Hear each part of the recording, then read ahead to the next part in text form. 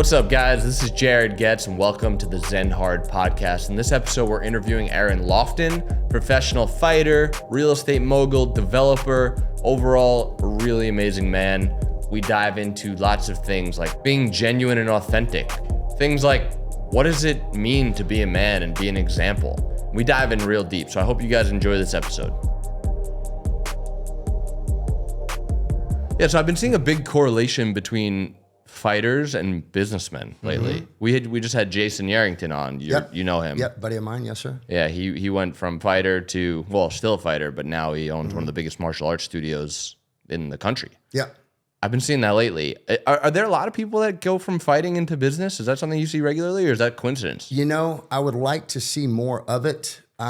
There's a lot of guys out there that are really competitive fighters. They're very good at their craft, but unfortunately, some of the guys that I know personally that have been successful in fighting, they get this chip on their shoulder to where it's difficult for them to make that crossover.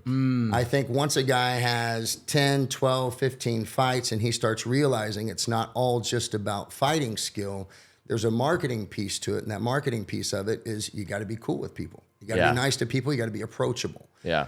For instance, I met a kickboxer here recently that was, he didn't know anything about my background. I was talking to him, said, man, what do you do? And he's like, oh man, I'm a kickboxer, man. I got a couple Muay Thai fights coming up. I was like, oh, just try to open up conversation with him. And he kind of had his tough guy face on. Yeah. Like I'm the cool guy. Right. So I think once fighters can cross over from being the, hey, I'm a tough guy fighter, I can kick your butt or whatever it is, that they can start to open up other doors, because people want to be around fighters. They want to be around athletes. They want to give those guys opportunities, but you got to come in with a piece of humble pie and say, hey man, I've had a successful fighting career. What's next? What can I do to get involved in whatever you've got going on? So how do you take, so like fighting, it's literally grinding, right? Because you're exhausted after a few minutes, but you got to stay in the fight. Absolutely. Business or, development projects like what you're doing takes long-term thinking, sustainable mindset. How do you kind of find that balance, or do you get that nitty-gritty fight when you're going into business, or how do you kind of balance those two aspects? In fighting, I know where my opponent is. I can generally feel kind of, what's coming next. Are we going to the ground? Are we standing up? Are we going to continue to bang? Is he getting exhausted? Am I getting exhausted? I know because it's clear and present danger, right? Right. And immediate. And immediate, absolutely. It's right in your face. So whenever you get into construction and developments, there's a lot of stuff, there's a lot of variables that can come up and sneak up behind you and get you, right? Right. For instance, we've got a development going on in Frisco, Texas. It's about 98% complete at this point. Well, no one mentioned anything when we first originally bought it about rollback taxes. There's about $500,000 hidden there. What is that? Mentioned. What is rollback taxes? So the land, we bought a 25-acre tract for $10 million, and it was zoned as agricultural. Yep. So they were paying, I don't know, $2,000 or $3,000, barely anything in taxes. Yeah. So when you roll that over and you're going to do a mixed-use development, they say, hey, so anything over the last 3 years that we're going to back charge you, which is rollback taxes. Even if you just bought the property? Absolutely. So our broker at the time really should have negotiated that into the deal to where we either shared it or the seller covered that, right? And, came back and they was like, hey, you got rollback taxes. Here's a letter from the municipality. And you didn't even, and it's 450 grand. You didn't expect it at all. No. It was just like... No, because you bought the land, wasn't even in your field of view because it was a newer thing that you're doing. Absolutely, yeah. That comes back, and that's we've had other developments, but not 25-acre developments. So this was the largest one, and there's a learning curve. And like I said, in fighting, you've got somebody in front of you. They've got 2 arms, 2 legs. You got 1 referee in there with you, and you know what's coming, right? In development, there's all kinds of weird stuff that can catch you.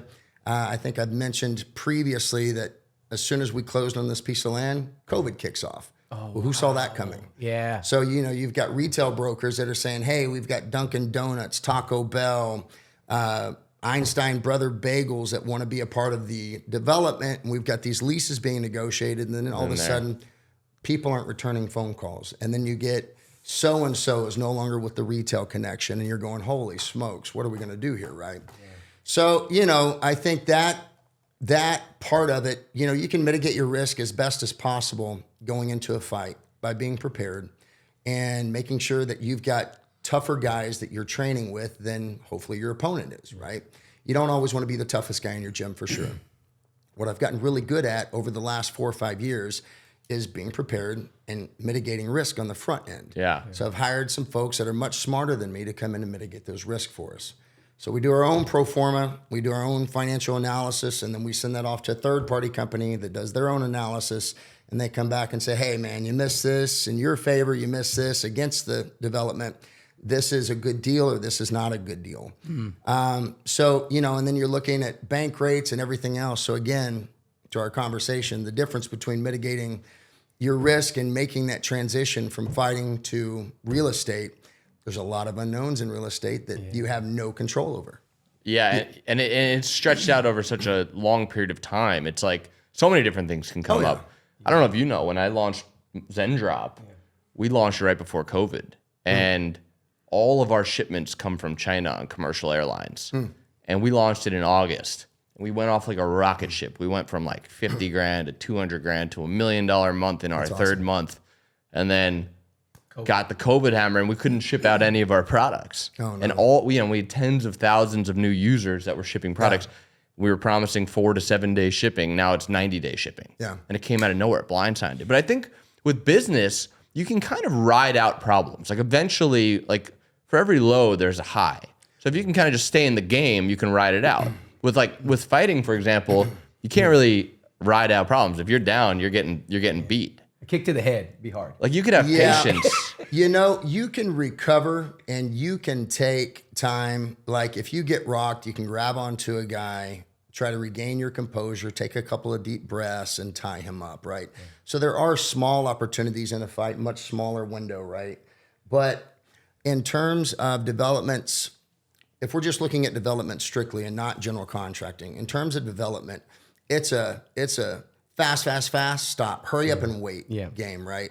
So, I think that Three Corners Plaza in Frisco, Texas was an idea for 2 years before we were actually able to solidify that deal. Right? So there's highs and lows to it. You're doing preliminary site plans. You're seeing what will work. You're seeing what tracks that you want to sell off, who would be interested in that area. You want to build value to the people that are potentially going to be leasing space there, right? So fortunately, we had a big high school right behind us, a $50 million high school. We had the PGA headquarters right down the street. You've got Universal Studios. You've got the corporate offices for Dr. Pepper. And then Jerry's World up there, Jerry Jones with the Dallas Star has added a ton of value. I think that was the first thing that kind of hit Frisco that made everybody go, Frisco, It's okay. time. Yep. Prior to the development, I'd say, yeah, I'm going up to Frisco. We got a development going on up there. Like, Frisco, Texas? Yeah. It's like, yeah, Frisco, Texas, man. You got to go. Very cool stuff. Yeah. So how do you keep, so like, I'm actually really genuinely curious. Like when I have a long-term plan and I have a long-term vision, it's sometimes it's hard to keep the patience and to keep the excitement and not get off track. And something, in development, you gotta, how many years does it take typically? Like how many years out are you planning to have a project done? And then, how do you keep yourself excited and in the game for that long period of time? You can generally earmark anywhere from 6 to 12 to even 18 months before you stick a shovel in the ground. Right. Whenever you are, That's wild. whenever you are looking to raise, 25, 50, $100 million, right? So you've got to do your due diligence. You've got to figure out, you've got to pull third-party market studies. You've got to work with people that have no dog in the fight. They're not worried of whether or not the development is going to be a success or not. They're just there to give you data and help you mitigate your risk. So by doing all that on the front end, it's a lot of sweat equity and it is money, right? Right. So there's risk involved, but the payoff of that, if and when it hits, in a perfect world, it gets you where you need to be. Right. While I'm waiting on those developments, I've got other companies that we're out there. We're doing construction, general contracting, insurance, claims, large loss insurance claims, things of that nature. So I've got other stuff. It's not like I'm just working on one development at a time and just kind of sitting around twiddling my thumbs. Right. Yeah. So I stay busy. If I don't have anything going on for about 3 or 4 days, if I'm on vacation, I start to get a little bit nervous and twitchy and go, hey, why isn't my phone ringing or whatever's going on? So, I'm definitely a busybody. And the good thing about development is you could have 1 week straight of phone calls, meetings, flying out and meeting with potential investors. We've been to Mexico probably 12 times over the last year and a half, meeting with a lot of Mexican nationals that are wanting to get involved in our developments. So, there's some cool pieces to it as well. It's not all just hustle and grind. It's also, it's the excitement, right? It's almost like playing blackjack and, you play 10, 12, 15 hands, you go, hey, we hit, right? Yeah. So What do you do though in those moments where you're just like discouraged? Maybe, a big investor that you were expecting to get in didn't get in, or like you're waiting for a permit to get approved and you've already invested 6 months of your time, energy, and money into a project. What do you do when you're in those moments of like, I don't know if it's going to happen? A great question indeed. And I don't think this just applies This applies to a lot of things in life. This applies to everything. Yeah, right. for Doesn't sure. matter. Relationships, business relationships, work, whatever's going on, right? So I have gotten really good at stop worrying about things that I can't control. If it's out of my control, it wasn't meant to be, and it's going to be okay. Everything is seasons. If you're winning and killing the game, it's a season. If you're down and getting kicked in the sack, it's a season, yeah. right? Yeah. Everything is seasons. There's highs and lows. For me, it comes back. My focus point is my sense of gratitude for my health, for, having food on the table, for having authentic relationships with beautiful human beings. I've gotten really good at being able to determine character. As you get older, you look for little inconsistencies in people's behavior, what they're up to, so I have surrounded myself with some beautiful human beings that are 100% authentic.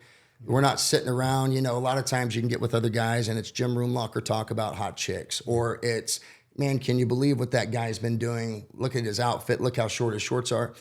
I've gotten to where I recognize that type of behavior and I distance myself from it. Yeah. I've got a lot of guys that I've grown up with for 10, 15, 20 years. I love them, but I don't necessarily like them. Yeah. And I would tell them the same thing. I said, man, your energy is just not my energy. And your values have changed, right? Values have definitely changed, but to answer your question directly, in those moments of what would be perceived as failure or as a punch in the stomach, I just say, it's okay, man. I've got 5, 10 things working in the background. Any one of these things can hit, right? So whenever you're asking somebody to cut a $25 million check for a development, that's a very small group of people. Yeah. Right? So, and for them to put that trust in you and everything, I know that, the chances of that happening are slim and none. Yeah. But if I get 100 no's and 1 yes, that's all it takes. And that's the consistency. And if you have that energy of, I need this to happen, the universe gives you back more of, I need this to happen, and it doesn't happen. Yeah. So you replace your worry with gratitude. Absolutely. I love that. Yeah. That's the anchor point.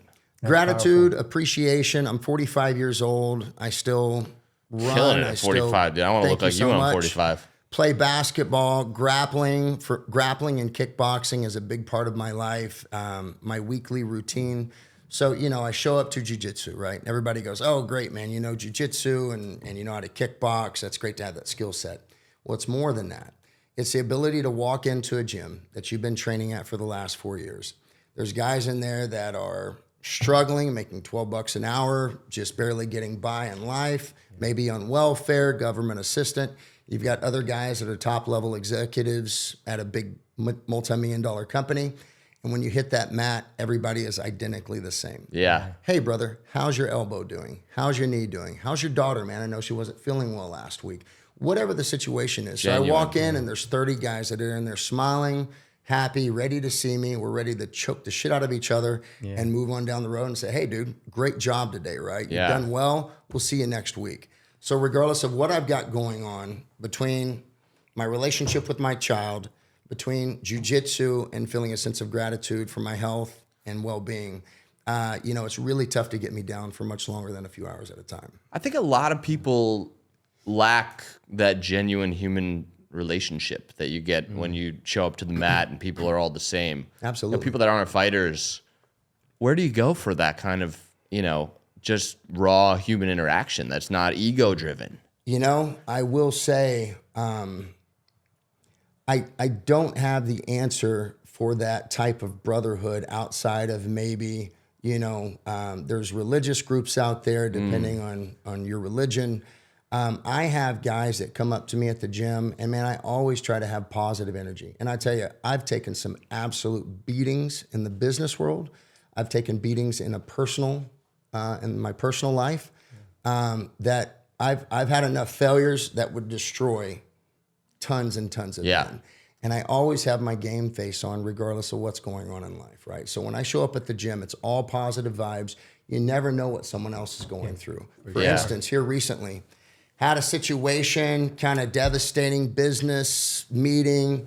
I was waiting on something big to hit. It didn't hit when I was expecting it to. And I said, well, it's not in my hands. It's okay. But you still have that moment of disappointment. Yeah.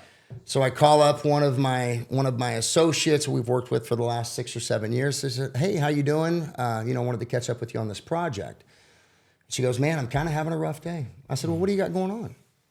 She goes, well, I found out that I've got breast cancer. And I got this information last week. And you go, puts it in perspective. Yeah, your problems don't feel as bad as they felt. Absolutely. I got this little knee thing going on with an LCL, and I'm kind of limping around and being a sissy about it from time to time. Walking to jiu-jitsu about a week after coming back from training, and I walk in, and I'm kind of telling the guys, yeah, man, my LCL, man, I got to take it easy, man, kind of bummed, and this, that, and the other. And then all of a sudden, we've got a guy who's a brown belt, high-level brown belt, that he comes in on his crutches and his leg that's been amputated at the hip. Oh my God. And he got in a car wreck about 1.5 years ago. And I'm over here complaining about my LCL. A million times better. This guy limps in here on crutches and one leg, and he puts on his gi and his brown belt, and he'll rip your head off, right? Yeah. And he's got a positive attitude. He shows up, he smiles, he's giving hugs. So again, it's all been done before. Yeah. Somebody out there has got it way worse than you do. Somebody out there is looking at your life and going, man, if I could just have what he has. Yeah. And they just don't understand what all comes along with that, right? Yeah. If it was easy, everyone would do it. And it's just one of those things, man. So again, when all else fails, I just ground myself and go, man, what do I have that I should be thankful for that I know other folks around me don't have? Yeah. Right? It's powerful. It's and I feel like that feeling never goes away, whether it's a problem, whether it's a separation from your goals. In my life, if you asked me 10 years ago what I wanted in life, I have exactly what I wanted in life 10 years ago. Yeah. But now I feel further away from where I want to be than I was 10 years ago. And it never goes away. You're always away from where you want to be. How do you, I have my own ways, but I'm curious, how do you kind of keep yourself in the game in that high energy state? How do you keep that good energy going into your days regularly? Yeah. It levels off and your goals change, right? And if you would have asked me at 19 years old, what is it you want to be? Where do you want to be in 10 years? I said, well, man, I'd like a Mazda Miata and I'd like to marry a Hooters girl. Yeah. And I will be happy for the rest of my life. No joke. Yeah. That was it. That was on the vision board. That was it. I'm telling you, I'm in high school, and the coolest guy in high school pulls up in a Mazda Miata. I said, that's the car I want. That will complete me. I go to Hooters and go, if any one of these women would marry me, I would be complete. Yeah. I'm done. Yeah. And, fortunately, that didn't happen. But for me, I want to say 14 years ago, I was climbing towers, cell phone towers, for a company, making $17, $18 an hour. I was living in a hotel, had a girlfriend, she was, ended up getting pregnant. And I said, at this point, man, I've got to make some decisions. I've got to pivot. I don't know what that is. I'm really not professionally trained in anything other than athletics. I have a kinesiology degree. Yeah. So I didn't really have a business mind, but I knew that I had a charismatic personality.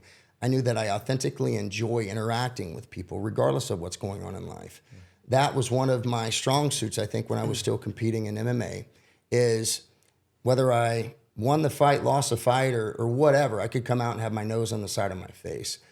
I treated everybody identically the same. When we would go to these resorts or go to these venues, I fought in Canada 5 or 6 times, And whenever I would show up, the people at the front desk go, Aron, you're back. How are you doing, brother? The people at the buffet, hey, Aron, hey, who are you fighting this time, man? So happy, da-da-da-da. And this is an American coming into Canada to fight a Canadian. Yeah, right. Yeah. And these people show up and they just get positive juju, right? Because I've treated everybody identically the same. Yeah. So at what, I know you've went from, fighting, you had this job where you were climbing towers, you were doing painting, you got into contracting. What was that pivot for you? You said your girlfriend got pregnant, you knew a kid was on the way. What was that decision you made? I, within 2 days, lost 95% of my social circle, my friends, as you call them. In 2 days? 2 days. Within 2 days. I changed my phone number. After you found out that you were having a child? Changed the phone number and said, man, things have got to change. The people that I've known for the last decade, the cool guys at the bar, and I was also the cool guy at the bar, walk in, everybody, you're getting, the discount on drinks and giving everybody high fives. You're standing in the DJ booth and taking selfies and stuff like this. It wasn't fulfilling, but it seemed like the thing to do because that's what all my buddies were doing. And I said, man, I've got to refocus my energy. I've got to figure something out. I can't climb towers at $18 an hour and support a child, another mouth to feed. Fortunately for me, my parents, as I was growing up, were rock solid, beautiful, golden human beings. And I wanted to make sure that I met that mark for my own child. So that's what really happened. So I get the phone call, says, hey, what are you doing? I'm driving to a site. Got a Hispanic gentleman with me that doesn't speak any English, and we're just out here running DC cables in these telecommunication shelters. She's like, okay, well, I just wanted to call and let you know that I've taken a pregnancy test, and it says that I'm pregnant. Wow. I said, oh, wow, okay. Are you sure? Yeah. She was like, well, I took a second one, and it also says that I'm pregnant. And, the tears, the joy, the fear, the go, like in a film where everything flashes, and you're like, okay, holy shit. How old were you at the time? Man, this was 13 years ago. Yeah, my daughter's 12 now, so 13 years ago, I got that phone call. And, I'm sitting there tearing up and crying. The guy next to me, like I said, he speaks no English at all. He's looking at me crying on the phone. I was like, a baby, man. Nino. And yeah, exactly. So, I knew then and there that my priorities needed to change, that I no longer needed to be the cool guy at the bar. And, you make those decisions and you stick with them. And pivoting from MMA fighter, tower climber, and I was still fighting while I was climbing towers,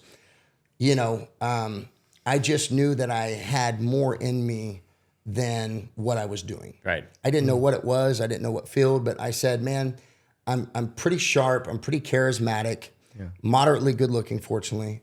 Yeah. So yeah, for you sure. just agreed with that. Yeah, for sure. Come on. Yeah. Better than moderate. But anyways, I said, man, unfortunately, I don't learn by reading books. I don't learn by going to courses and looking at the overhead and listening to a professor speak or whatever the situation is. I learn by watching somebody doing something. If I sit down and hear the interaction between a customer and a Ferrari salesman 10 times, I hear the rebuttals, I hear the sales pitch, I hear everything else in between it, I can generally formulate my own process and be successful at that. Yep. And that's where the confidence comes in of going, man, I can do pretty much anything that I see somebody else do. There's no one out there that's so much smarter than me that, I just can't figure out what they're doing and recreate my own system. Did you have these feelings before you found out that your girlfriend was pregnant? Like, were they building up for a while? Like, hey, I could do more than I'm doing? You're 27, 28 years old, I'm training folks at the gym, I'm climbing towers, and I knew at some point that I would need to pivot, but I was just comfortable, man. You're comfortable, and nothing forced you. If I made enough money to pay my bills and go to Ross and get a cool shirt for a Friday night going out, that was it. Yeah. That was it for me, Yeah. Now the interesting thing is you had a great job prior to the fighting. Mm-hmm. You were in medical sales. Yes. You did pretty good with that back in Oklahoma, right? You were doing really well with that. Absolutely. I worked for a company called American Home Patient, sells like oxygen, CPAPs, BiPAPs, nebulizers, and a lot of different medications that come along with that. So I'd throw on the suit. I didn't know much about the products, but I knew how to talk to people and how to gain their trust. So I'd go in and talk to these caseworkers, which in most cases were women. So, you got that piece of it. And then if I got in front of a physician, I could tell him enough that, hey, this is what we do, this is what we supply. It's a national company, so most folks already knew what American Home Patient was. Yep. So, I had the health benefits. I had the safe job. I enjoyed what I did. I kind of made my own schedule. I enjoyed interacting with people. For me, it was just showing up at accounts, saying, hey, man, how you guys doing today? Anything I can help you with? They were already kind of sending us business, so it was just maintaining those relationships. Right. So, I'm at a gym in Tulsa, kind of a meathead gym, like a Gold's type situation. I run across this guy that's got cauliflower ears, tattoos all over him. He's got like a tap out tattoo across his forearm. And at that point, I knew what tap out was. He's wearing wrestling shoes. And I just said, man, what's your story? Yeah. He goes, man, I'm ex-drill sergeant in the Marines, and I own a close combat self-defense gym 1 mile up the road. You should come check it out. I was like, man. And at the time I was weighing 240, couldn't scratch my own back, juice to the gills, and it was just heavy lifting all the time. Wow. I was like, man, I'm going to go down there and show these guys what their business is. Man, I went down there and got my ass kicked for, 6 months, and paid. They were doing jujitsu and paid tuition the entire time. Yeah, it was just jujitsu at the time that I was doing.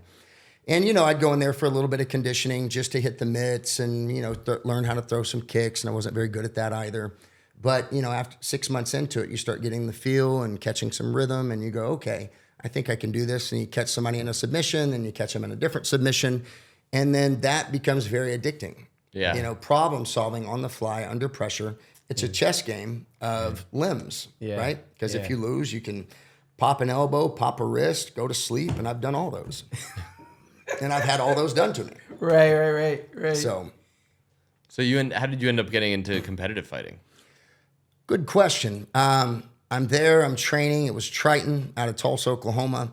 And I'd been training for about a year and a half. I had done some jiu-jitsu tournaments and did fairly well. I did a couple of the tough men contests. I don't know if you guys are familiar. No. Strap on the headgear, you strap on 16-ounce gloves, you put on the growing protection, and it's you and an amateur or somebody that's never had a professional anything. You guys get into the ring, and you're doing this at a generally kind of a convention center with 2,000 people drinking beer and screaming. And they're just two amateurs. Like they're having amateur wait, fights. but it's amateur. You're not the amateur, though. I was the amateur at the time. You were the amateur. Okay. This is how I made the transition into MMA. So I'd done a couple of the tough man contests, jiu-jitsu competitions. So there was a national organization called King of the Cage that called our coach and said, hey, we're putting on a show at the Kiowa Casino in Lawton, Oklahoma, which is a hole in the wall. Show up, and they said, hey, we got a heavyweight. He doesn't have any fights, but he's pretty good skill, and, he should look good in the card. Yeah. So we go down, and the night before, didn't have to cut weight or anything because it was a heavyweight. Right. Yeah. And I have to share this story with you. Show up. I'm already nervous. I keep my game face on. It's your first time going into a fight. First fight, first time to ever compete in something like this. And 3 or 4 of my teammates had professional fights, so I had some level of confidence knowing I could compete with these guys at least. So maybe that'll translate into whatever I'm going to do. And if I can do this fight, now I can tell all the girls at the bar that I'm a professional fighter. I'll get a video, I'll get the T-shirt, maybe get a cauliflower ear or something. No-brainer. Yeah, get a little street cred, right? Yeah. So what do you do? I'm a professional fighter, Yeah. So anyways, I get there, and we're at weigh-ins the day before. And guy in front of me is like, hey, man, so where are you from? Who are you fighting? I said, yeah, I'm from, Tulsa, and I'm fighting a guy named Benji Norris. He's like, oh, my God, Benji Norris? I was like, yeah, why? And I'd never seen any footage on this guy, a picture, anything. And he wasn't at the weigh-ins at the time. We were waiting on him to show up. And he was supposedly also an amateur. Oh, yeah, he's an amateur. Yeah. Okay. But he's had 3 amateur fights, and this guy's brother had fought him. And he goes, dude, you can hit this guy in the head with a baseball bat. He doesn't budge. Oh, boy. I'm thinking, oh, my God. I was already nervous, already stressed out, going, okay. And I'm You're sitting how there. old at this point? Man, I want to 20? say that this was, probably 27, 28. Oh, wow. I got a late start, Yeah. in mixed martial arts, right? Yeah. So I'm sitting there going, oh my God, what have I gotten myself into? I said, man, I'm just gonna continue to go with the process. So I weighed in at like 232 pounds. Benji finally walks in, big old Marine. He's kind of got a belly on him, but he is just like no neck, just like this, covered in tattoos. Yeah. He walks in, he's got his spittoon and got his good old boy pack with him. And I'm looking over, and he weighs in, I think, at like 278 pounds. Oh. And because it's amateur, they say, hey, you know, the significant weight difference here. You guys are both heavyweights. He's actually over the limit by 3 pounds. Are you cool to fight him? I was like, yeah. I'm here. Yeah. I'm going to fight him. So, you know, weighed in that night. I didn't sleep very well. I was a little bit nervous, a little bit stressed out. And we show up the next day. It's an outdoor event. And there's a couple amateurs that fought before me. One guy is sitting there getting slapped in the face by his coach. Okay, here we go. He comes back 3 minutes later, and he got caught in a Kimura and his elbow popped. Oh. So he's coming back like this. He's like, we don't tap. I was like, oh my God, what is this? What are we getting Why am I into here? Why am I here? So there's like, okay, Aaron, you're up. You're up next. Start warming up. So I said, okay. So I start warming up. Were the butterflies strong at that point? Oh man, butterflies. I mean, I had birds swimming in my stomach, man. I was really, really nervous at this point, right? So get out there, and you know, I'm looking at my opponent. That's the most nerve-wracking part for me, even later on in my professional career, was that 3 seconds when the ref goes, "Are you ready? Yeah. Are you ready?" Oh, You're like, okay. It's about to go. Here we go, right? Yeah. And all the preparation's over. So anyways, he comes out. Are you ready? Are you ready? I said, yeah, I'm ready. And I'm kind of bouncing and just kind of moving around and just kind of getting comfortable in the cage. And all of a sudden, he comes out and starts doing capoeira. Oh, get out of here. Never seen it. Never What been is a that? part of it. Yeah, It's like Brazilian dance fighting. Yeah, dance fighting, It's like a lot of dance fighting kicks. style. Never seen that Yeah, before. a lot of kicks. You should Very Google awkward. it. It's interesting. And it's the cool. guys... It does look cool. The guys Those that are are cool. The guys that are really good at it, I mean, it's like Hollywoodish, you know, where they're you know, spinning around and putting a hand on the ground, and all of a sudden this foot comes out of nowhere and takes someone's head off. And I'm thinking, oh my goodness, I've never seen capoeira, never trained capoeira, and this guy is obviously at least thinks that he's a capoeira guy. Yeah. And maybe he is. How tall I is this don't guy? know. Is he He's real probably tall? 5'10". 5'10" and 270. 278. Yeah, Wow. so, you know, a couple inches shorter than I was. Okay. But, man, fortunately, you know, I've been an athlete my entire life. I still had those quick twitch muscles, fast twitch muscles that came along with my 230-pound frame. Yeah. So between the nerves and the athleticism, it was like the Matrix in there. I could see everything before it was happening. Wow. And as it happened, you know, I hit him with a flurry of punches, boom, boom, boom, boom, boom, drove him into the cage, broke his nose. He shoots a double leg, and my go-to move even today, if I'm grappling, is a guillotine. Yeah. If I feel that sweet spot where his head's in my pocket, I can wrap up that guillotine, and it's just as effective as a one-punch knockout. Yeah. Right? If you catch it, you sink it, you know it, and you know it's a matter of time. And he ended up almost passing out, and this all happened in 45 seconds. So I had my first win, jumped up, said, yeah, I knew it the entire time. I knew this was going to happen. I knew this was everything else. Within So 45 seconds, it was over. it was over in 45 seconds, yeah. That's nuts. That's crazy because that's such a pivotal moment in life. If you would have gotten your ass kicked, if you would have gotten knocked out, who knows where life would have went. Yeah, I wouldn't have been at the bar talking about I was a professional fighter. For sure. I know that much. So then you became a professional fighter, like actually fought for a living for how long were you doing that? Fought professionally for 7 years. That was my only source of income for about 4 years. Wow. Okay. So you were really a professional fighter. That's Absolutely. pretty crazy.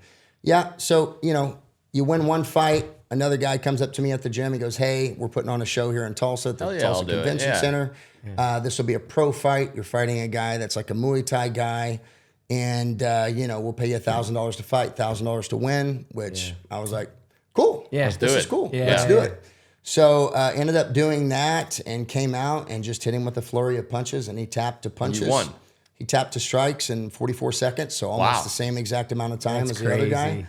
And then, you know, where it evolved from there is my coach got a call for a guy that was no longer training at our gym to come fight on internationally televised on HDNet, which was owned by Mark Cuban at the time. Oh, yeah. And I was like, yes. And he goes, well, Aaron, the fight's at 205. And I'm weighing 230. It's in 3 months. Have you ever cut weight? I've never cut weight. I didn't wrestle. I'm not 3 familiar. months to cut 25 pounds. I'm not familiar with that world or that process, but yes, the answer is yes. I'll go. Right. This is the beauty of ignorance is bliss. My friends talk about this a lot, right? When you don't know, right? There's a naivety that comes with that, 100%. where you just let's do it. Yeah. But knowing what you know now, Yeah. if you had to cut 25 pounds or 20, you know what I mean? You go, holy crap!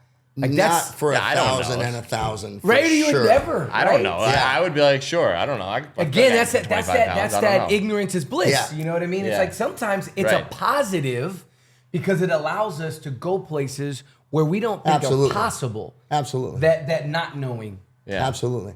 And that was the same thing with, getting into construction, getting into developments, getting into everything else. I had people along the way say, what do you know about construction? Not much. That's where most people give up. Oh, I don't know enough about What do you know this. I about don't painting? What do you know about cabinetry? What do you know about roofing? Not much, but I'll figure it out. I'm someone who can figure it out. It's Exactly. that identity. That's Exactly. key, having that identity. Okay, so you got to cut 25 pounds. I cut my 3 months. 25 pounds and went up there and had the bloodiest fight of the year award against one of their hometown heroes that was like 6-0, 7-0, a guy named Jason Kuchera. Yeah. And man, we beat the snot out of each other. First round was a bloodbath. Second round, I think, went until like 5 seconds left in the round. I finally finished him with a guillotine. Wow. But, I was bleeding from everywhere. He was bleeding from everywhere. I kind of caught him with a perfect punch up against the side of the ring. And this knuckle split his lip like somebody took scissors and just went snip. So immediately after that, I went to sink in a choke and blood is just going. Oh You can God. find this video today on YouTube. It's just gushing on the mat all over my arm. Who was this that you're fighting? A guy named Jason Kuchera. Yeah. Really nice guy. Most Canadians were so nice. Like, even when I was up there and I'm fighting one of their hometown heroes and coming down and trying to give high fives, they're like, we're not going to high five you and we might even boo you just a little bit. Yeah. Good luck. But don't worry. But good luck, eh? So you won your first 3 professional fights, or your 1st 3 fights ever in a row. When was the first time you just got your I don't know what your first loss was like, but did you ever just get your ass handed I to you? lost to a guy that I shouldn't have lost to. I was exhausted. I was a better athlete, a better fighter. And I just got exhausted, man. I went out there and that's part of fighting. So I'm going to say I lost that fight because I wasn't prepared. Yeah. For sure. Was it overtraining? Did you overtrain? No, I wasn't Did you undertrain? overtraining. I went up there and I ended up trying to cut like 12 pounds a day before. I couldn't cut the weight. Wow. I actually ended up weighing in at like 208 when I was supposed to be at 205. Yeah. And I was completely drained and gassed, and it was lack of preparation, lack of focus, So, It's hard to cut that much weight though. In what, 2 days? It is. Well, here's the thing. Like, even right now, I walk around about 218, and I could cut 7 pounds today pretty easily. Yeah. By 11 Sweating, o'clock tonight, not just eating. by water weight. Yeah. Right? But if I had to cut 18, 19, 20 pounds, that would take a calculated effort of, caloric intake versus caloric output versus water intake and everything else, right?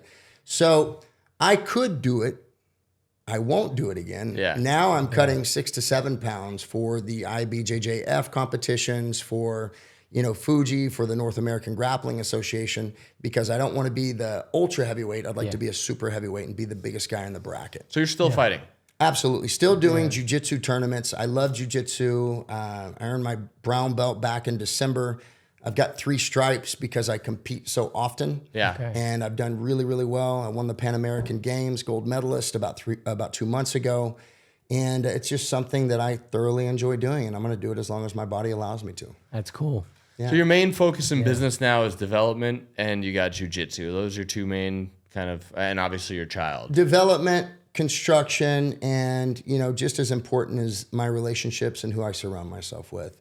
I've got, I would say, 4 or 5 people that I know I can count on at any time to have authentic, real conversations with that are non-judgmental, that have been through the fire, or that are there regardless of what you're going through, rock solid human beings. So what do you think, right? Like, I always feel like I'm 33. The generation after me, the 20s, late teens, I feel like it's kind of a confusing world for people, right? There's social media where they're comparing themselves to other people. They're Can be brutal. training their minds to not be able to focus by getting false dopamine hits where they're not earning the dopamine, they're just getting it. What do you think is, how does that generation thrive? Like what needs to be done? I guess the one word answer I would have for that, based on, my experience in interacting with some of these folks, is oof. And I don't know how you get out of that, because today kids are getting a cell phone in their hands at 7, 8, 9 years old. Yeah. That's something that I definitely didn't have a challenge with, right? So their brain is being programmed to think in 15 to 30-second intervals. Right. It's being programmed to look at somebody else's highlight reel and go, God, I am a loser. Right. Look at me and look at this person. Yeah. So it's tough. And even myself, I can get caught up on the social media stuff where I'll open up social media, put it down, work. And within 30 seconds, social media. Same. Wait a second. Hold on. What the hell am I doing? Boom. So then I'll just yank Instagram for 3 or 4 days. I do the same thing. I delete it off my phone. And just go, if I'm subconsciously checking it at every stoplight, at whatever, just to see what's going on, just yank the app and don't think about it. And I will still subconsciously pick up my phone just to check it. So that's me not even having an Instagram up until 2 years ago. Right? Wow. Okay. I had a Facebook, but I wasn't really super engaged in that, other than family and some friends and some of the people that knew me from the fight stuff, right? Yeah. But man, I haven't been on Facebook in probably 2 or 3 years. Instagram, I know that there's a level of importance and a level of exposure that Instagram can bring you. So I have a really good friend of mine that owns Tantum Marketing, and what they do for me is they'll capture some of my highlight reels and try to deliver those to an audience to where I'm not out there, I'm not being douchey, I don't have my sunglasses on, smoking a cigar going, you suck, what are you doing with your life? I'm going out there and saying, hey, look at all the people that work for me, look what we're doing, look at some of the challenges that we've had, look at some of the successes that we've had. But I think even being on podcast, I think it's important for guys to sit down and go, hey dude, depression is real. Yeah. Yep. Substance abuse is real. It's all real. Highlight reels that you see on social Not media, real. it's exactly what it is. It's a highlight reel. Yeah. I have friends that have, $50 million companies that have custom Porsches that are $300,000-$400,000. And that guy on any given Tuesday is going through enough stuff in his personal life where he would want to wrap that around a telephone pole. Yeah. And these are real conversations that I have with people. Yeah. I have guys that I have an opportunity to spend time with and mentor.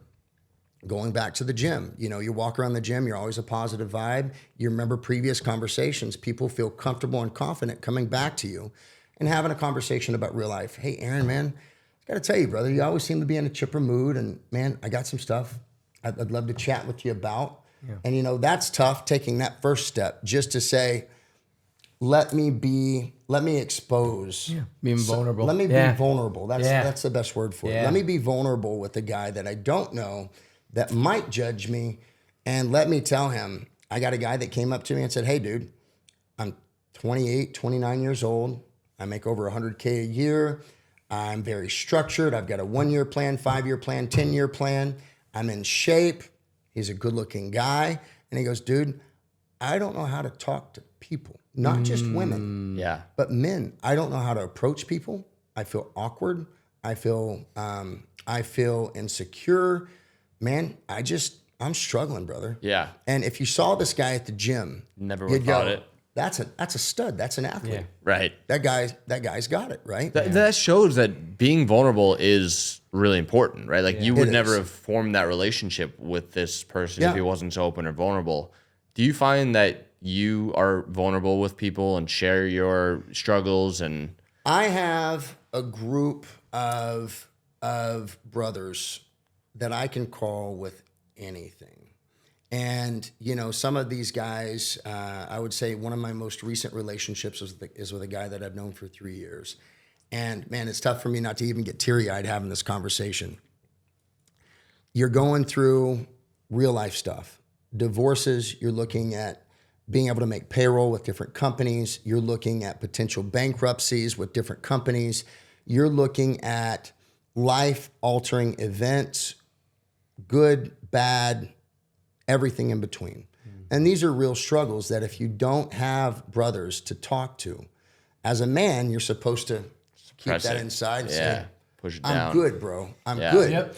But I've got some guys that I'm surrounded with right now that I could sit down and say, dude, I am dying. Yep. I am dying. I feel sad. I'm having one of those days that is absolutely brutal. You know, so yeah, I've got a couple of brothers that I can have that conversation with. You know, I find joy in the simplest things now. I will walk outside. I'll put my phone face down. I'll walk outside, no shoes on, no shirt. And I just stand outside and face the sun with my eyes closed and just breathe. Yeah. And I can do that for 10, 15, 20 minutes and just go, whatever's coming, it's going to be okay. Yep. We're all good, man. It's a great reset. You got that moment. You've got that moment of reset, and you can think to yourself, whatever problems that I'm dealing with, somebody has it 5 times, 10 times, 30 times, or somebody has just been delivered information that they've got they've got an illness that's going to take their life in the next 6 to 12 months. I'm training over at BTT. That's my primary gym I train at here in San Antonio. And there's a guy in there that's a purple belt, and he's training twice a day, and he is beat to snot. He's always got tape on his ears, on his fingers. He's got a brace on. He's limping in. He's coming in. I was like, dude, man, you've got to give your body a rest. What are you doing, brother? He goes, you know, man, I wish I had that. I wish I had that luxury to kind of take some time off. But my goal is to earn a black belt in the next 2 years. I said, okay, well, good luck. Yeah. You know, can I ask what the sense of urgency is? He goes, well, man, I've got colon cancer and I've got about 3 to 4 years to live. Wow. And he's in there, positive attitude. You wouldn't know just by having a conversation with this guy that he's going through anything. Walks in, high fives, hugs. Hey guys, let's go, man. Walking down the line. As you're exiting, you know, he's got a positive attitude. It's amazing. And he knows that the end is imminent, right? But without that urgency, it's easy to just wait around. Yeah. It is. You know, you go back to that Tim McGraw song, Live Like You Were Dying. Man, that's really tough to put in perspective if you're not actually dying. Right. You're not facing it down. But whenever you get that, whenever you have that staring you in the face, I'm sure, like for me, my eye-opening moment as a man was saying, hey, you've got another mouth to feed. Yeah. And I want to meet the same standard that my parents had for me. They were all, both blue-collar workers, but man, I tell you, around the holidays, my dad picked up a second job working at the mall as the information guy, just to make sure that we had presents on the table, we had Thanksgiving dinner, and never complained once. Yep. Yeah. Right? He was at every single game. Great example. Every single game, anything. I could do some really, really weird shit, and they would come back and say, son, we love you. We're here for you. We're rock solid. We understand you made a mistake, but we're here. Yeah. We're rock solid. So I know that not everybody's had that opportunity growing up with their family and having mom and dad in the same house. So, you know, I look back and go, man, I really had it good. You can use the other side of it. Like I grew up with a single mom, only child, 1-bedroom apartment. And like now I have a son, 6 going on 7 months old. And it's like, I want to be an example for him. Absolutely. I want to be the leader in Absolutely. of fatherhood that, you know, I didn't have. And that's a powerful thing to have. Absolutely. It's powerful to absolutely. have some, you know, a child, someone who's growing up, that you get to shape their reality, right? Everything that they're experiencing at this young age shapes their beliefs about what the world is, their philosophies. Absolutely. And you get to be the person that gives that to them. My foundation was the standard that my parents set. Your foundation is saying, hey, I lack this piece. My child's not going to deal with that. Yeah, right? they're both powerful. So it's still a rock solid foundation. We recognize it first and foremost, which is the most important thing. The second piece of that is making sure that we're practicing that we remind ourselves of that daily. My child, man, I'm on the phone with her 5 to 7 times a day. We're on video chats as often as possible. I'm picking her up, taking her out on dates. I make sure to open the door. I have flowers. I tell her she looks beautiful. What would you like to do? Where would you like to go? You know, I'm listening to her body language. You know, I just want to smother her with hugs and kisses. She's like, hey, Dad, And I go, yeah, you're right. You're right. Yeah. You're in control of your body, you know? Yeah. So make sure that she feels empowered and beautiful and valued. Yep. And, you know, I think that's the best gift that we can give our kids. I also sit down and have some very real conversations with her. How old is she? You said 13? She's 12 years old. Yeah. Social media. Yeah. Talking about other people, being a part of the gossip girls, being mean to people that are less fortunate than you or that maybe, you know, the ugly duckling syndrome or whatever the situation may be. You want to treat everybody with the same kindness and same respect that you want in return. And what warms my heart more than anything, hey, Dad, you know, I was getting bullied by a group of guys today, said I had a really big forehead or something like that. And this is real. This is a real conversation. I said, well, you good? She goes, yeah, I can handle it. I know I'm beautiful. Yeah. I can handle it. For That's me, awesome. that's like, Yeah. get it, Dude, girl. I love and I that. said, you know, if anybody's ever bullying you or giving you a tough time, Dad can just show up and just have a presence at pickup or at that's drop amazing. off. Yeah. Now, fortunately for me, the cool thing is one day, I guess they're sitting in class and they said, hey, you know, let's do a show and tell about your parents. You know, we can look up parents and Google them and see what's up. And now, you know, the word got around that Dad, most of the people up there think that I was a professional wrestler hitting people with chairs, which I'm okay with. I won't correct them, whatever. Yeah. So, you know, now I go to the football games, the basketball games, and the athletes, the high school athletes are coming over. Hey, how you doing, Mr. Lofton? What's going on, Mr. Lofton? Good to see you.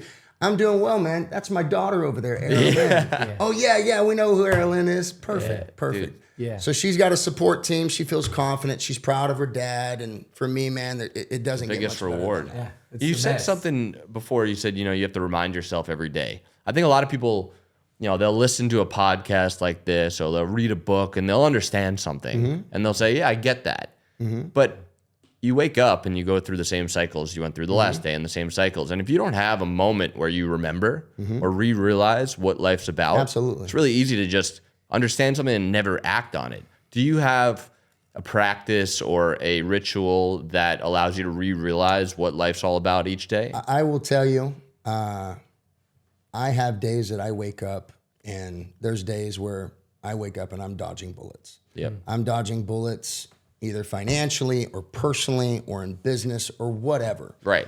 Oh, of course. And I don't want to get out of bed. And, you know, there's nights where I have tears where I just go, golly, when does it stop? right. What's next, right? When do we catch a break, right? So for me, I've gotten really good at going step 1, get up. Step 2, hydrate. Step 3, step outside. Step 4, make the bed. And by that time, I'm generally on autopilot. Yeah. When I don't have the motivation, I make sure that I'm staying in line with my routine, which is non-negotiable. You don't listen to your mind in the morning. You stick to the routine no matter what. Yeah. And, you know, another piece of it is, man, on my TV, as I'm walking around or working throughout the day, man, I'm not listening. Sometimes I'll listen to some very chill, relaxing music, especially in the evenings. But during the day, I'm popping on a YouTube channel that's motivational. And I'm listening to guys that are saying, hey, you're doing great, man. Self-talk, self-affirmation, positive affirmation. Yep. You know, I make sure that whether I'm consciously watching it and listening to it or subconsciously catching it as I'm going back and forth, that I've got something in the background that's reminding me, hey, we're good. Yeah, and it's so easy to have something in the background that's the opposite. Absolutely. Most of it 100%. is the opposite. Yeah. Yeah. Did I ever tell you about the walking formula I do? I think you might like this. So I do, because I realize that you got to realize what's important each day. Otherwise, you can just fall into these ruts. And if you can get to that point where you've had that realization, you're good. I'm a big believer that the way you feel and your energy creates life around you, and that's the most important thing to guard. Absolutely. So I have a walking formula I came up with. I call it the perfect walk. It's about 30 to 45 minutes, and it goes along with music. And the first part is opening your heart. So like I'll think about my family or like one of my dogs or whatever it is that anchors into that feeling of love for about 5 minutes. And then the next part is feeling your power. You know, you're walking, you're feeling unstoppable. Like you can blast through walls or you can crush your problems, whatever it is, you feel unstoppable. Yeah. The third part is a moment of just completely letting go and being present. And that's about 5 minutes of just noticing your steps, noticing the things around you, feeling grateful for the earth that you're on. Yep. The fourth part is feeling connected with something higher than yourself, feeling connected with the universe or God or whatever it is you believe. And then the fifth part is a celebration, where you celebrate the fact that you got up and did the walk, or you could celebrate something that you want to happen as if it already did. Maybe for me, I'm opening my bank account, refreshing it, and I got a huge wire, whatever it is. Yeah. You're celebrating it as if it had already happened. And this walk, it allows me to re-realize all these things in one 30 to 45 minute practice. Yeah. So no matter how I wake up in the morning, because oftentimes I'll wake up dodging bullets, owning a company, having a new kid, we're doing all this stuff. I wake up, I don't even want to get out of bed. I'm like, I just want to sit here and scroll on my phone, or I want to sleep another hour. But if I know I could just make it out the door and get on this walk, I know that by the end of the walk, I'm back to the version of myself I need to be. Yep. That's a practice that's been life-changing for me. So it sounds like, very similar to what I have going on. Regardless of how you're feeling, you just start the process. Yeah. And subconsciously, you just kind of kick back into autopilot and go, we're good. We're going to be okay. Let's go. Oh, yeah.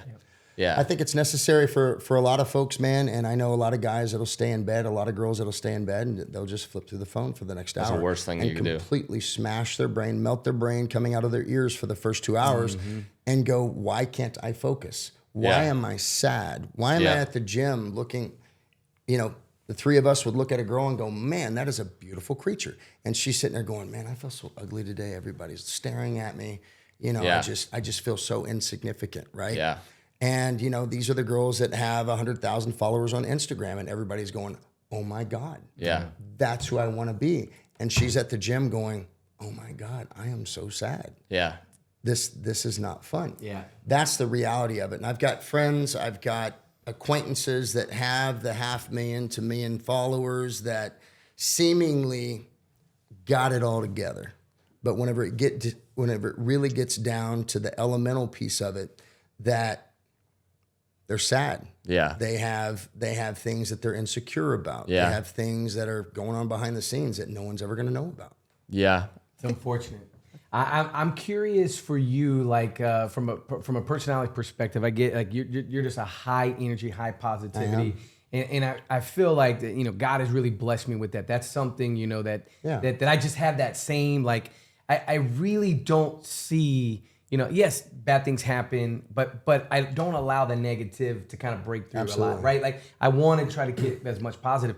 What did you read? What was put in front of you? Have you always been this way? What kind of created this that formidable mindset of the positivity that you have? I think that it came along out of necessity. Okay. I've dealt with a lot of hardships throughout life. Again, a lot of life-altering moments where I was laying in the hospital and they said, hey, you've got your ejection fraction with your heart is like 15%. Well, that's considered heart failure. And they didn't know what was going on at the time. So you're laying there and you're going, okay, what the heck is going on? Well, I had a palpitation situation.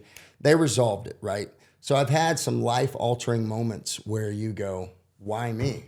Yeah. Why is this happening to me, right? So in business 8 years ago, I wasn't really an entrepreneur. I wasn't a boss. I was more of a really good cheerleader and a guy that could figure stuff out. I had to watch other people that were top-level executives. I had to surround myself with those folks and go, how do they handle catastrophes? How do they handle what could be seemingly the end of the world? We're going to lose $100,000 on this situation because of the fire marshal coming in and saying, hey, we got to put sprinklers in this building. We got to run a civil line, and it's going to push the whole project back by 4 months, and everybody's shitting their pants. Mm-hmm. The other guys on the phone call that are leading the way, whether it's the engineer, whether it's civil guy, whatever, he goes, okay, guys, here's what we've got to do. We've got option A, sit here, freak out, yell, everybody loses their business, and then we solve the problem, or we can just solve the problem. Yep. What are we going to do? I've been in meetings with, big hurricane in Corpus Christi, and I'm sitting there in front of 60 people that are looking at me as the general contractor going, When is our stuff going to be done? You said this, you said that. This is the expectation. Insurance isn't paying for this, and insurance isn't paying for that. You said this, you said that. And I go, hey, guys, real quick, I am not your insurance broker. I'm a general contractor. I'm trying to help. And I kind of lost myself in that moment. I was sitting there sweating on the inside. I didn't have the right answers for him. This other guy comes up behind me that is a seasoned insurance executive, been doing it for 25 years. He goes, hey, guys, this is not an emotional conversation. This is us helping you try to put your building back together. Right. I'm not going to get caught up in going back and forth. There's no emotions in this for me. I'm here for business. Right. I can walk out of here and everything stays exactly the same. And the room just went, Yeah. and he took over. Yeah. And I went, I've got to have that if I want to level up. I've got to have that ability to not get sucked into the emotional situations. It's emotional intelligence. Yeah. Emotional intelligence to where I go, oh, we got a problem? Well, F you too, bro. Okay, we got a problem? Yeah. I would be the guy that if somebody was going off on me on the phone 10 years ago, not that I would want to show up and beat them up, that would be the easiest and not the fair answer, right, for anybody. Right. But I would say, okay, man, I understand you're upset. Oh, man, okay. Hey, man, I tell you what, let me ask you, where are you located right now? Well, I'm over here on the job site. I said, okay, man, we haven't met. I'll come by and we'll have a conversation. All right, I'll be here in my truck. Perfect. Show up. Hey, how you doing, man? Aaron, it's a pleasure to meet you face to face. It's a pleasure to meet you too, Aaron. Yeah. So what I was saying, okay, perfect. Let's take emotions out of this conversation. Let's just relax and breathe. Yeah. What's option one? What's option two? What's option three? What's the best of those three options? And what happens if we get emotional and cloud all of it and tell each other to fuck off? Yeah. Right? And emotions are magnetic. They affect the people around 100%. you. If you're going to be a leader, you have to lead from a place that you want other people to feel that same energy. I've gotten much better at recognizing and realizing my own emotions and telling other people that I'm surrounded with, friends, someone that I may be talking to, my child is going, hey, you have just gotten emotionally hijacked. I don't know if you realize that. Your daughter has told you this. No, I've said this to my child. Okay, yeah. You have just gotten emotionally hijacked. Yeah. I want you to take a couple of deep breaths. Your body language, your tone, everything has just completely changed. Yeah. This has become an emotional conversation because you can't find your iPad. Yep. Yeah. It's an iPad. It's an iPad. We're going to find your iPad. And if we don't find your iPad, it's insured. You may not have it for 24 hours. Relax. Yeah. Breathe. It's okay. And it starts with your physiology. Like if you're stressed and you're like this and you just like take a deep breath and smile, you feel different. Your emotions literally change based on your physical state. That's a great lesson to teach your daughter in that moment. Breathing, taking 10 to 15 seconds before you react. Whenever you do we all have emotional triggers. Yeah. Everyone does. It could be because of childhood traumas or because years of certain types of behavior that you're surrounded by or looking at other people's behavior that you've grown up with. What triggers them? What's the, oh, hell no, you're not going to moment where you just go, I'm not ready to have this conversation. Let me get back with you in about 30 to 45 minutes. Yeah. It's powerful. And come back. And generally by then, both parties' emotions have dissolved. And you say, okay, let's talk. Dude, I got emotionally triggered like yesterday. We're working with this investment bank, and they use Microsoft Teams. And I hate Microsoft Teams because I know it never works, and it's always getting cut off. And I'm like, if we're ever having a management meeting, like, don't use Microsoft Teams, use Zoom. And I had this conversation with them several times. I sent out an invite, and I had a Microsoft Teams link. I'm like, who do these people think they are? They don't listen to me. I said no Microsoft Teams. I wrote this huge long email, blah, blah, blah, blah, blah. And they're probably going to listen to this. And I'm like, very emotionally involved in this email. I'm angry. It's a very rude email. And I'm like, all right, I should probably just delete this email. And just take a second. Hey, do you guys mind using a Zoom link? There you go. Changed it up. That's okay. I felt better after writing the email. I let it out. Yeah. But if I would have sent it, they would have looked at me as someone who's emotionally intelligent. They would have lost respect for me. They would have not liked me. They don't like me. They don't want to help me. Even if that's their job to help you. That's another big piece. You want people around you to like you genuinely. Yeah. Because you all grow together. There are decisions up the totem pole that affect different businesses. And it is what it is.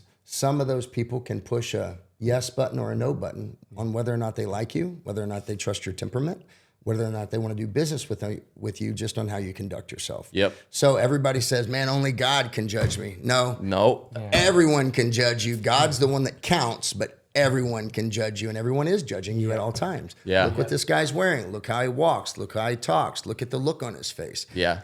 People pick that up, especially people that are looking to see, is this guy, what's his character like? Yep. If you're walking around the gym with this smug look on your face and you're too cool for school, like people say, okay, this guy's too cool for school. Right. I That's wouldn't how do they look at anything you. with this guy. And I've had those guys that are too cool for school. And then they see some of the things that I'm doing on Instagram or hear through somebody else that I'm doing something. And all of a sudden, hey, Aaron, man, how you doing, brother? Yeah, man, I see some of the stuff you're doing, man. We should talk sometime. We should get out. Da, da, da, da. I was like, man, I've said hi to you for the last 2 years. You hit me with the, this whole thing. I've had guys at jiu-jitsu gyms that just kind of the big, strong, tough guy that just there to work out, tear your head off and leave. Yeah. They find out what's going on. They say, hey, man, how you doing, brother? It's good to see you, man. I was thinking about opening up my own gym sometime, man. I was thinking about talking to somebody that's done something like that and da-da-da-da. I was like, man, you've been a dick for 2 years. Yeah. Yeah. It's one thing to say you should treat people with it. respect. Yeah. And it's another thing to live that way. Absolutely. You treat everyone with respect. I mean, we naturally judge people. Yeah. Like, it's just a natural thing. I'll walk through the airport. I'll look at some guy who's 400 pounds, eating a cinnamon bun in the morning. Like, what the hell is this guy doing? With a Coke. With a Coke. Yeah. And I'm like, what are you doing, dude? But then I'll meet someone. Like we went to like Potbelly sandwiches, my wife and I, to get a sandwich or whatever. Mm-hmm. And there was this lady working, and she had a crooked hat on. She was like all goofy, and I'm like judging her, like, what the hell is this lady doing? Yeah. And then I had a conversation with her, and after 5 minutes, I was like, this is like one of the sweetest women I've ever met. Yeah. We had such a genuine conversation. And I was like, I love this woman. Yeah. But I immediately judged her. And almost every time I've judged people and then got to know them, my judgment's been off. Yeah. It's based on my perceptions, which aren't reality. Yeah. I have gotten so much better at, I don't care what someone looks like. I don't care what they're wearing, that I don't put them in a character box until I have an interaction with them. But do you naturally, and then you recognize it, and then, I mean, you can look at people and go, man, this guy's got a major chip on his shoulder. He's never had his ass kicked, right? Yeah. You can look at something like that, and that's something I go, man, dude, you're not tough. There's way tougher guys than everybody out there. There's way tougher guys. I've had the opportunity to train with some of the top guys in the world. Yeah. Stick your chest back in, man. Relax. Yeah. It's not that serious. Yeah. It's not But do you that catch serious. yourself judging people and then intentionally realign, like, or have you realigned so many times that you just naturally don't judge people anymore? I would say I'm at 10% realign. I'm at 90% don't judge people. If I'm having an off day, and perfect example, I was running through the gym this morning, and there's a guy in the locker room, and I'm kind of walking. I said, "Oh, pardon me, excuse me," and he kind of stuck out his chest a little bit, put his arms out a little bit, and just kind of looked at me and just kind of did one of these. I said, what just happened? And I just kept going. I was like, okay, wasn't that. So I walked back by, I'm getting ready. I'm Hakuna Matata, just handling my business. Everything's good. And he walks back by and he just looks at me one more time. Just right in your face. Yeah, he just looks at me as I'm passing by and kind of does one of these. I said, hey, man, how you doing, brother? He's like, one of these. Yeah. But I don't know what that guy's dealing with on a personal level. He might be going through some really serious business. His father may have just passed away and he's barely holding it together. So, my natural reaction is to stick his chest back in, right? And go, hey, bro, no need to be that guy. Right. Anywhere, ever. Right. No need to act like the bully, be the bully, look like the bully. Right. But then I think to myself, man, you never know what he's dealing with. Right. He might be going through a divorce and having his kids ripped away from him, right? And he's just like, I'm at the gym on my last string right now, and I'm not even thinking about what my facial expression looks like, what other people around me might perceive me. And I've been there, right? Yeah. So, again, for me to your point, to realign and go, is it worth me saying something? Yeah. Yeah. And normally in a situation like that, if I feel like somebody's hot dogging or something, I say, hey, man, you ever train jujitsu? Yeah. You ought to come down and check out this place. I'd love to meet you. Because I will tell you, out of the 50 invites that I've given to guys, there'll be 3 to 5 of those guys show up. 5 to 10% of these guys will actually show up at the gym with a positive attitude. And it is a piece of humble pie. I can't even imagine. If you have a 160-pound guy that has solid technique, brown belt, black belt, purple belt, and you have never trained jiu-jitsu, you get one of those guys on top of you and you can't get them off of you. You can't stand up. You can't breathe. And then all of a sudden they've got you in a shoulder lock. They're smothering you. They're choking you, carotid arteries, whatever. You're going, I feel like a child. And I've been there. And I still am there today. I've had the opportunity to train with guys like Gordon Ryan, with guys like Tim Kennedy. You get these guys on top of you, it's a completely different level. And you're just like, these guys can do whatever they want to do to me.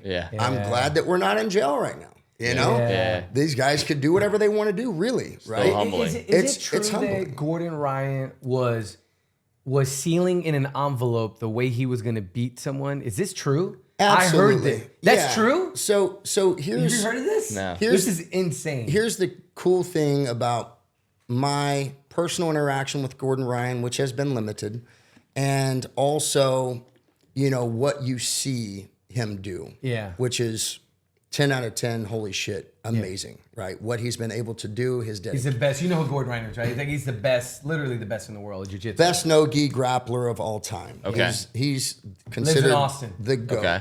Yeah. The other piece of this is that he's put in the work. He's had ups and downs behind the scenes, whether it's staph infection, taking too many antibiotics, losing weight, putting on weight, you know, all the critics. This guy comes out and he has his brand where he's like, hey, dude, I'm going to come out. You guys can say whatever you want to say. Line up anybody. I'm going to kick their ass. He says that in advance. And then before a lot of these competitions, he'll walk over to the judges, which generally it's not going to the judges if he's grappling. He'll hand him an envelope and says, open me after. And then he's going against the top guys in the world. World-class Brazilian Jiu-Jitsu black belts that have built a name, that have been through the world championships.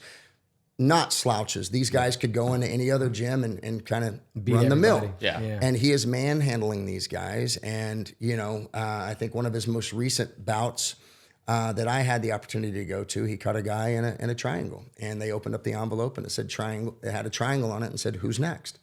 So this is the level. Gangster. This is the level that him and a lot of his training partners are on. And you don't realize that until you actually get the opportunity to go roll with these guys. Now do you think that is because he's already visualized this triangle? He's got no negativity in his mind. I'm doing this. Do you think that's why it happens? I think that you put yourself in so many situations over the years. You've been there so many times.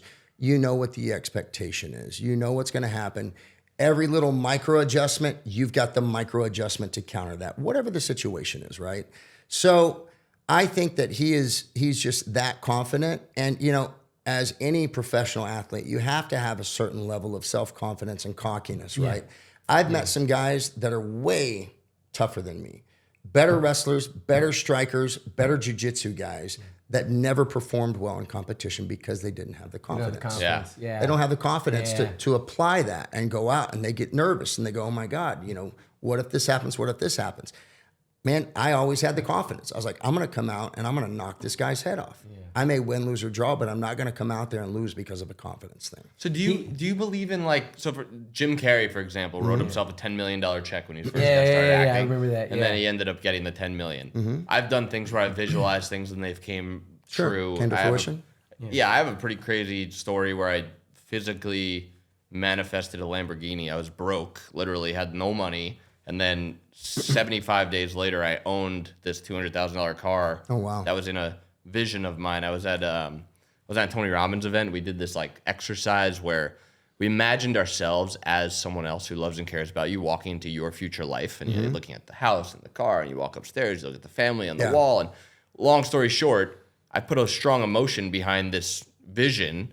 And then I left the event, and then a whole bunch of like ideas and things just started flooding into me. And I didn't even know. I ended up going and buying this car, and then I realized 2 weeks later it was the exact same car that was in my vision. And it was like, holy shit, I think I just manifested this car. Do you believe in like manifestation that's beyond the physical realm? What are your beliefs on that? You know, man, for me, something that I apply is envisioning who I want to be in 1 year, 3 years, 5 years, Yep. right? Who I was 5 years ago, who I was 10 years ago, right?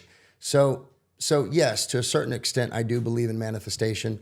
In terms of me writing out, I don't know if that system is necessarily for me, but I got to tell you, man, whatever moves you, whatever motivates you, find it and go with it. Yeah. Yeah. It's different for everyone. Yeah. I mean, I just feel like the universe is so much more complex than this reality. Yeah. Like, I mean, not to go too crazy, but we're literally empty space, right? Like, Yeah. if you zoom in on us, we're just atoms, which are 99.9999% empty space. We're nothing but energy. We're spinning on a rock right now at thousands of miles an hour. That's spinning around another And the rock is not even anything. It's just Thousands of energy. miles It's an empty hour. space and electricity and energy. Yeah. And our emotions are energy and their here we- frequencies. And here we are sharing chapstick. Yeah, exactly. Exactly. Hey, Soren, can you open the window, please? Yeah. It's a little hot. Yeah. So I don't know. I think there's more to this life. And I believe in manifestation. I believe if you can feel an emotion, Yeah. that vibrational pattern becomes who you are and things change around you. Yeah. I think like a lot of people that kind of get to the top that have the attention on them, for example, let's say it's a fighter and they're the Conor McGregors of the world. They get massively inflated because they have the confidence, and then millions of other people are also focusing on them and giving them that energy. Absolutely. I think it's like an exponential thing. That's why I some would, people I would just completely agree. If you buy into yourself and other people start buying into yourself, I think that's an additional boost of confidence. And confidence can be key in a lot of situations, right? It can give you the ability to deal with the pressure of him getting in there and fighting an undefeated fighter in Jose Aldo. Yeah. And I don't know if you saw it. I saw it. But before the fight, he's sitting there practicing that slip left hook. He knew Aldo was going to come out there emotionally and try to knock his block off with a big right hand. Yeah. He came out, slip, left hook, put him to Done. sleep. Over.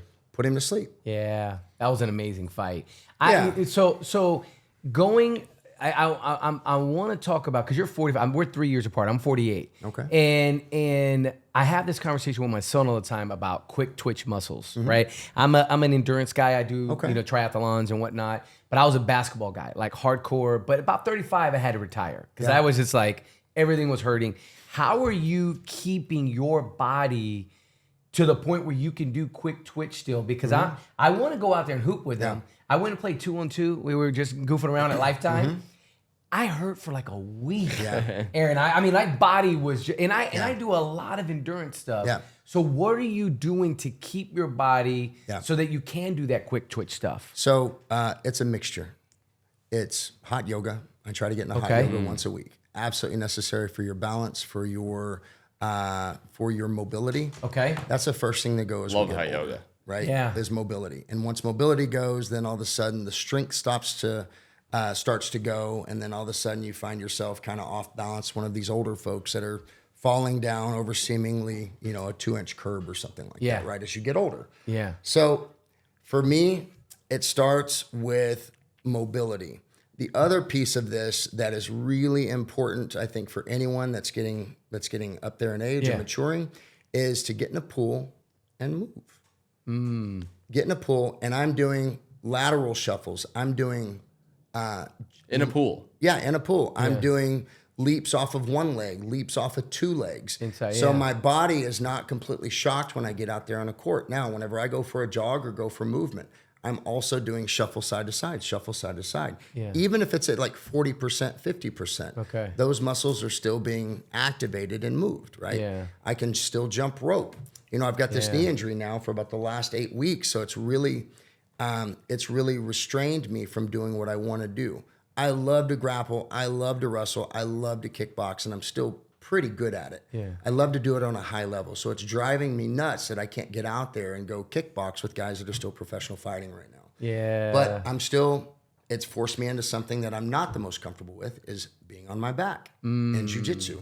Having a guy on top of me, smashing me. Okay, what do I do from here? What are the submissions? What are the moves to get him back into my guard, or to sweep and get around his back, or whatever the situation is. Yeah. So it's forced me to pivot. But to answer your question directly, you say, man, how do we continue to move at 40, 45, 50 years old? Yeah.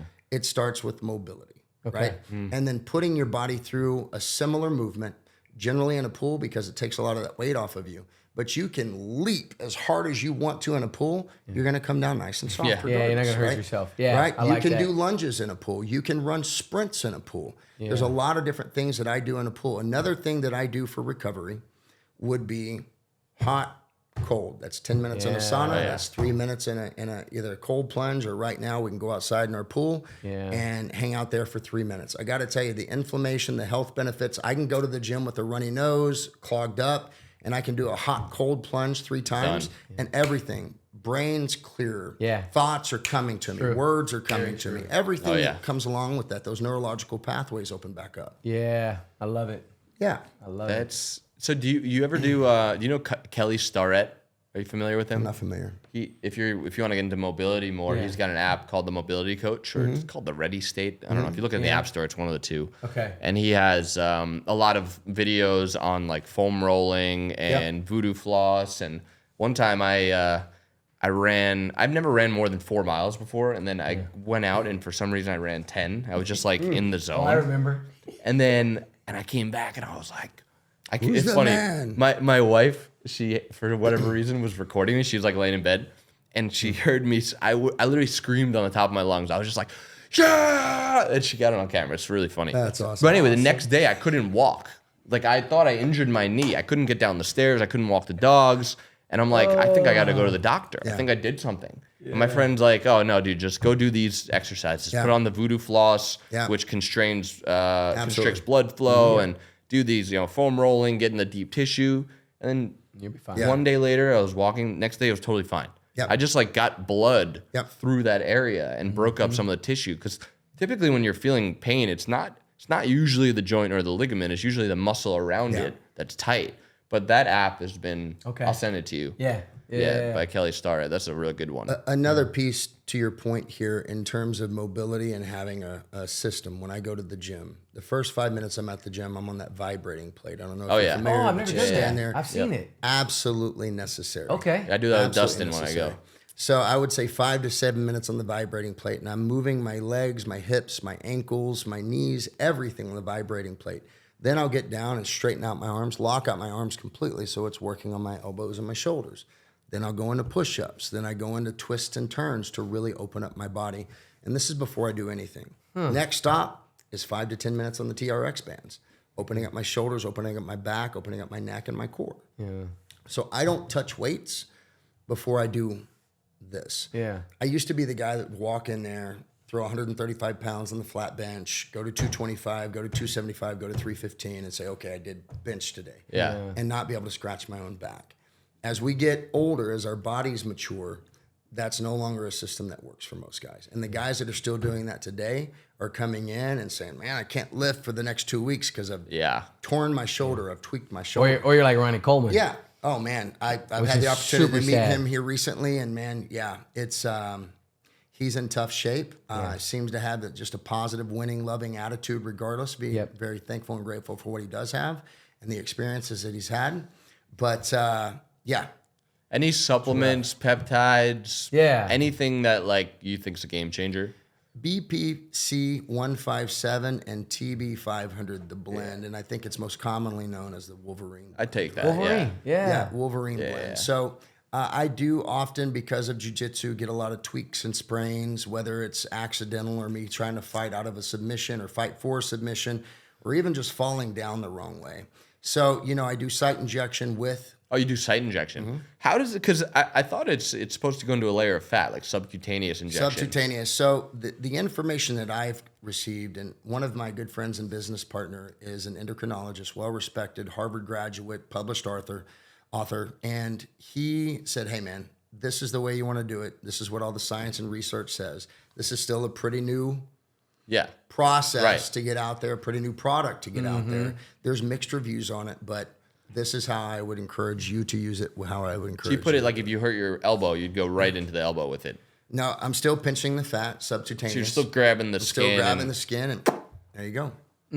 Does it hurt more to go in directly in the site? Like I do in my belly, and it's not. You're that asking bad. the wrong guy, man. I don't have the problem with I've tattoo on my. I didn't budge on this tattoo. I've got a pretty high little pain needle tolerance, doesn't hurt.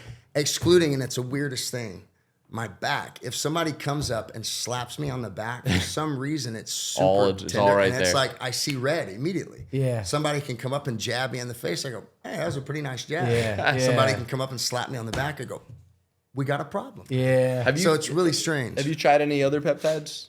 I'm not familiar. No, I do TRT, testosterone therapy. I've messed around with the primobolan a little bit. Very safe, very low dosages, and I've had the opportunity to do some HGH over the years, back and forth. But most of it, all of it, has been under endocrinologist care. Yeah. And it's certainly helped me. What T levels do you want to stay at? That's a great question. So my endocrinologist, he would say, hey man, most people, average guy wants to stay between 6 and 750. Yeah. He goes, I want my clients that are still being active and competing, I'd like them between 950. Yeah. So that's generally where I try to stay, is 950. Yeah. And where are you at if you weren't using the replacement therapy? Like how much I does would that help you? say, considerably, man. I mean, I'm 45 years old. I still eat the right things. I'm still hydrated. I still get the proper amount of sleep. Yeah. Most nights. And man, I would say if I stopped TRT cold turkey and didn't take all the necessary things that go along with that, like HCG, Arimidex, Novadex, all these things to bring up your natural testosterone, lower your estrogen, that I would probably be closer to 350, 400. Oh, wow. Yeah. Big difference. Yeah, because I've been on TRT for so long, man. It's just a part of my routine. It's an amazing thing. I mean, I have friends that were at 250. Yeah. And they were that's tired, they were scary groggy, low. successful business owners. Yeah. But every time I talk to them, they're exhausted and and then they started TRT and they're just animals, just on it. Yeah, it's important doing the right dosages. Yeah. Because if you are a dick, whenever you have low testosterone, you're going to be more of a dick. Yeah. And everybody says, roid rage. I said, well, if you were a douche before, you're going to be a bigger douche afterwards. Yeah. If More of you whatever. were a good guy that was driven and motivated, it's going to give you that extra pep in your step to go out and get it done. Yeah. Yeah, Where when do you do the blood work? Where do you do your blood work? I to go match get everything? mine at any lab test now, and I can walk in. I can fast. I can go in there. I can get a full panel for $250, $300. Okay. Walk in, walk out. It's a done deal. Okay. Yeah. No, after I spoke to my friend, he was selling me so hard on TRT. I was like, I got to do this. And I got tested and I didn't meet the criteria. So I was like, I'm going to feel so much better. And then I was like, I already have good levels. You're so plenty. There you go. Yeah. Well, how old are you now? 33. He's young. Yeah. He's young. You're good. Yeah. You're good. Yeah, I do the hot, cold, every necessary. day. The biocharger. I got a whole necessary. biohacking room in my house. And I don't know I think the hot, cold is probably where I get the most bang for the buck out of all the stuff I do. I think that's a huge game changer that people should try. In terms of recovery and in terms of mental preparedness, for me, Yeah. hot, cold is where it's at. You ever go right into the cold before the hot? Right into the cold. Yeah, like right into Do the the cold cold plunge water first. before the sauna? No, man, I've done both, but I generally like to get in the sauna for 10 to 12 minutes where I'm like profusely sweating. Yeah. And my first round, that's generally pretty easy for me to do. And then I'll go out and get in the cold, and I'll spend about 3 minutes or so, make sure to get up to my neck, and then I try to spend about 30 seconds with my head under the water. Yeah. I haven't done the head under the water. Yeah, I normally dunk and then bring my head out, and I'll Yeah. keep my hands in for like a minute, and then I take my hands out because they get like super painful. But recently I've been doing the cold plunge first before the sauna, and it's like every fiber in your body's like, don't get in that water, and that's a really good opportunity to quiet your mind and just let your body take control and let your soul take control over your mind. I don't even think about it, man. I'll get in a 32-degree water. I go over to Evolve occasionally, and they've got 3 different cold plunges. One's at 32, one's at like 40, and the other one's like at 50, right? Which are all pretty legit. All pretty cold. Yeah. I get into the 32 and just not budge, man. I'm fine. Don't think. I don't even consider it. I put a foot in and I just keep going. I don't even. Yeah. Were you always like that, or do you think over time you got better at not thinking? I think over time, as we mature, we get better at going, is that going to kill me or not? Right. What can I really do here? What do I see other people do that, like Tim Kennedy has been one of my best friends and mentors for the last 10 to 12 years, right? So he's doing cold plunges. He's doing all these warm-ups. He's doing all this physiological challenges. And I go, okay, that's what an apex can do. And he does it without complaining. He does it without whatever. He had a meniscus injury, went and had surgery, and then he ends up showing up at the gym at noon and doing upper body with us. Yeah. And it's like, okay, if he can do that, other people can too. It just, what is your expectation of yourself? Do you ever have days though where you're like, I don't want to get in this water? Yeah, you know, from time to time, I think, and man, this goes back to another theory that I have, that men have, I don't want to say a menstrual cycle, but we have highs and lows in our hormones as well. Yeah. That naturally happen throughout the day, throughout the month, whatever it is. It could be because of what you're eating, how you're sleeping. Have you had any alcoholic beverages? You know, all of these things play. And I think that your hormone levels can affect how hot and cold feel to your body. Yeah. And again, I've gotten better at just going, I'm going. It doesn't matter. I'm not even going to consider it. I don't even jump in. I walk in slowly and I just dip and I just go. It's just a sensation. Yeah. It's just you just feel something. You're not dying. That's it. But your mind is like, I know a lot of people that just won't get in. Yeah. And it's like, you're really just, it's not that, your body's cold. Yeah. For 3 minutes. It So is, what? yeah. But your mind could, I battle my mind a lot still. Yeah. Still to this day. And I've been doing it for a couple of years now.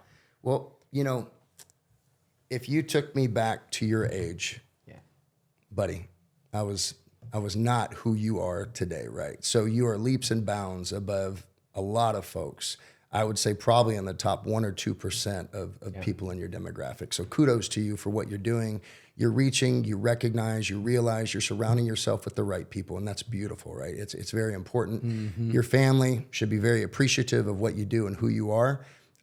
Your kiddo has got somebody that's rock solid. Thanks, man. For me, at 33, at 27, man, I had completely different goals. I've watched some of the stuff that you've done previously in terms of renting out the houses and then renting them out to parties and doing all this stuff and investing in concerts where you win, you lose, and you're like, all right, let's keep pushing. Yeah. So a lot of respect for that entrepreneurial spirit that you have, right? Thanks, man. So very welcome. Appreciate it. Credit is due. So, keep doing what you're doing. The hot, the cold, the entrepreneurship, the podcast is really cool. Your processes and procedures, and you sharing not just your message with the world, right? You're sharing other people's messages and saying, hey, can you guys find value in what Aron does as his system? Right. Or what you do as your system, or what you do as your system, or anybody. Yeah. Just to share that with the world and give a platform of saying, man, there's 3 men right here sitting here talking, having real conversations. Yeah. And we have struggles, we have depression, we have doubts, but we just, whether it's our process, whether it's our mindset or something different about us that other people can adapt. It's not like you've got to grow a third arm, which you can't do, right? Right. You've got everybody listening out there going through what we're going through, Yep. has the opportunity to take Instagram off their phone for a week Yep. and go, not gonna do it. Yep. Everybody has the opportunity to wake up, drink water, fast until 4, 5, 6 o'clock, and appreciate that mental clarity that comes along with Right. it. To get to the gym, to surround themselves by authentic people, to listen to toxic behavior around them. Do I show up and hang out with guys that just talk shit about other people the entire time we're hanging out? Man, did you see what happened on so-and-so's Facebook? Did you see what happened on so-and-so's Instagram? No, I didn't. Yeah. And I don't care. Don't I want to don't add, care. don't man. want to I add don't- that. That's to my- bad juju for me. So it's recognizing that. So, moral of the story, kudos to you for what you're doing, where you're at, and what you've accomplished. It's beautiful. As I say, real recognize real. That's right. That's right. keeping it Right. keeping it just a touch gangster. No. That's you guys are a bit older than me. I'm 33. I feel like I'm just becoming the man I'm supposed to be. I feel like when I was younger, it was a lot harder to keep these promises to myself. Yeah. A lot of people listening might be 18, 25, 30, like the cold plunge, right? It's still hard for me, but I know when I'm 45, I'll be a different version of myself. 100%. So if you're younger, if you're in your early 20s and you're struggling and you don't know what to do, just stay in the game. Yeah. Stay in the game. It will get easier over time. Well, even at 33 years old, the fact that you even had the presence of mind to recognize that, to step outside of yourself and go, hey, what's affecting my energy? what affects my process? Do I have a process? Your leaps and bounds amongst so many other people, right? Yeah. Especially the youth that's just caught up in swipe. Which is Man, why I am think not good it's enough. our duty to share. It's our duty to share this stuff. It's hard to grow up and sometimes I feel like, I'm the old guy looking at the young people now, like that generation screwed. I feel like they may have been saying that forever, but they're up against a lot of demons. These kids, they're fighting a lot. They're opening Instagram and seeing, half naked women, cars, watches, vacations, all the time bombarding themselves with this stuff. They're up against a lot of demons to be able to become the person they're supposed to be. I know a lot of those people personally that have all of these material things. Not to say that all of them aren't happy, because some of them are happy and they're blessed and fortunate. But a lot of these guys, that is the only thing that they have going for them is their social media audience. Yeah. Truly. Yeah. And I have this feeling. I've been married 24 years in December. Congratulations. Right? So, Congrats, brother. It's beautiful. I'm a big journaler, and one of the things I journal about is like there's no amount of fame, there's no amount of money, there's no amount of social media that I would want to give up for the sake of my family. Yeah. You know what I mean? Beautiful. Like there's such a beautiful thing. Nothing. You know what I mean? And to be able to have that is a powerful thing, and I definitely don't take it for granted because it's not easy. Yeah. It's definitely not easy. But you've got to have something that you're seeking to build. You know what I mean? And it's a blessing to have that. And you've got to have, to your point, you've got to have that non-negotiable backstop. Yeah. What is something I won't risk? What is something that I won't budge on? What is something that's just non-negotiable? I don't care who you are, what you bring, what the upside may be. Yeah. I won't negotiate this, period. So, and that could Great just point. be your internal emotional state. That could just be, everyone has the ability to become the best version of themselves, no matter what their external circumstances are. Yeah. You can get up right now and go on a run and do that thing that you didn't want to do. You can go Do it. start that Get business up. that you didn't want to start. We all have it inside of us right here and now. Most people just look at how far away they are from what they want, and they attach themselves to the emotion of that separation.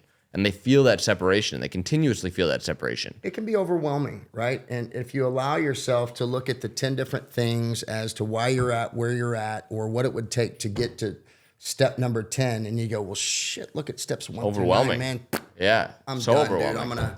I'm gonna jump back on Instagram. I'm gonna do whatever their vice is calling them to do. Yeah. So, recognizing that, getting out ahead of it and going, man, I'm not even going to think about steps 1 through 9. I'm just going to start walking. Start it's one. just like getting into a cold Yep. plunge. I'm just going to start walking Put and your go. shoes on. Yeah. That's it. Yeah. Get out the door. Yeah, it's a great lesson in life. It's Absolutely. just about taking the next step, and also not needing to know exactly where you're gonna go. Yeah. Because oftentimes you'll go down a path you could have never imagined, Yeah. and that path is better than you could have ever expected. But most of us focus on the unknown future from the worst case scenario perspective. Yeah. And if you just start moving, you'll end up somewhere that you never could have imagined. I have the opportunity to work with some guys that either want to be an entrepreneur or have been an entrepreneur in some aspect, but they will say, hey man, I've got this new business venture, but I've got this roadblock, this roadblock, this roadblock. I'm not filming the right type of content. I'm not doing this. I'm not doing that.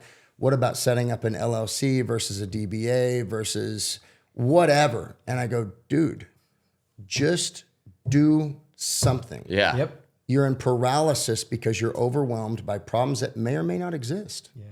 Yep. Yeah. You're in paralysis, and that's Yeah. east to do. Yeah. Big time.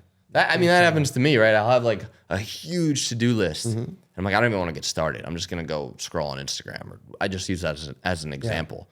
But if I just get one thing knocked off the list, then I naturally get something else. And now I have momentum. Yep. Now nothing can stop me from completing. But getting started is the hardest part. Absolutely. For me, I'm a big list of accomplishment guy. I would say 5 nights out of the week, I sit down, whether it's on my phone or on the computer, and I say, pardon me, what are my must accomplish? What are my would like to accomplish? And what are my, if I get everything done, some things I'm going to do for myself or for my kiddo or for whatever it is, right?